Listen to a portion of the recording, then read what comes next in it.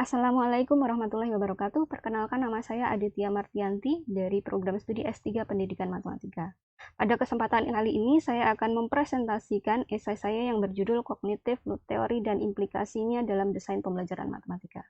Kita mulai dengan teori pemrosesan informasi. Belajar dapat dipandang sebagai aktivitas memproses informasi untuk membentuk pengetahuan baru. Dalam memproses informasi ini melibatkan kinerja memori yang dimiliki individu. Terdapat berbagai model yang menggambarkan bagaimana alur pemrosesan informasi terjadi. Salah satunya ialah the model. Secara ringkas, alur pemrosesan menurut model ini dimulai dengan diterimanya informasi dari luar oleh sensory register yang kemudian dilanjutkan ke sensory memory. Di sensory memory ini, informasi yang dipilih atau diperhatikan kemudian dipersepsikan dan dikirim ke working memory. Di working memory, informasi tersebut diberi makna dengan melibatkan pengetahuan awal yang sudah dimiliki oleh seseorang. Pengetahuan awal ini diambil dari long-term memory melalui proses retrieval. Dalam proses pengolahan informasi di working memory, ini juga melibatkan proses rehearsal, yaitu proses pengulangan informasi baik secara sengaja atau tidak.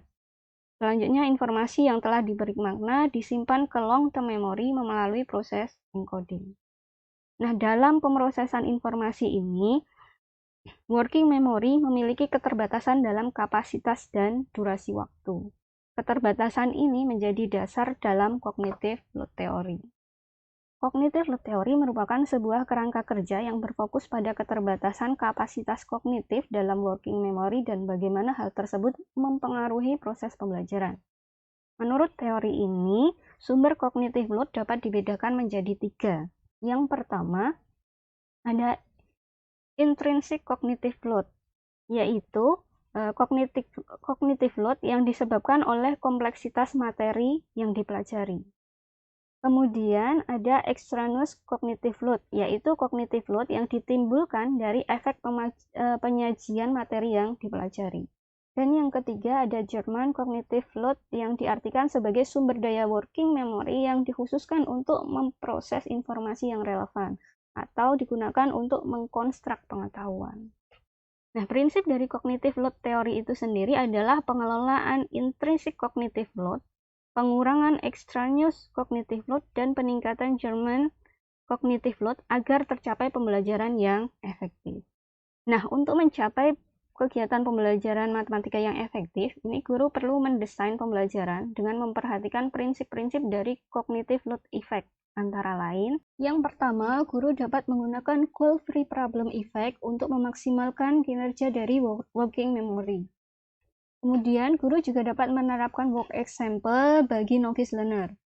Dalam penyajian materi, guru hendaknya menghindari split attention effect agar informasi mudah dipahami. Guru juga dapat menyajikan informasi dengan 2 atau lebih sumber yang berbeda untuk meminimalkan extraneous cognitive load. Guru juga perlu menghindari penambahan informasi yang tidak diperlukan pada materi. Dalam menyusun materi, guru juga perlu memperhatikan kemampuan awal siswa, apakah materi akan disajikan lebih rinci ataukah lebih sederhana. Selanjutnya, guru juga dapat menggunakan guidance fading effect. Kemudian, guru juga dapat menerapkan imagination effect pada siswa dengan kemampuan awal yang mencukupi. Terakhir, the element interactivity effect. Contoh ini merupakan contoh materi dengan efek interaktivitas elemen yang tinggi bagi pelajar pemula.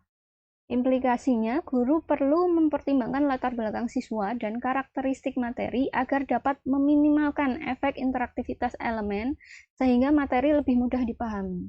Inilah efek-efek dalam cognitive theory yang dapat digunakan sebagai bahan pertimbangan guru dalam merancang kegiatan pembelajaran.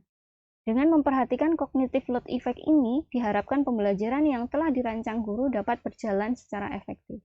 Sekian presentasi dari saya, terima kasih atas perhatiannya, dan apabila ada kesalahan dalam penyampaian, saya mohon maaf. Semoga bermanfaat. Wassalamualaikum warahmatullahi wabarakatuh.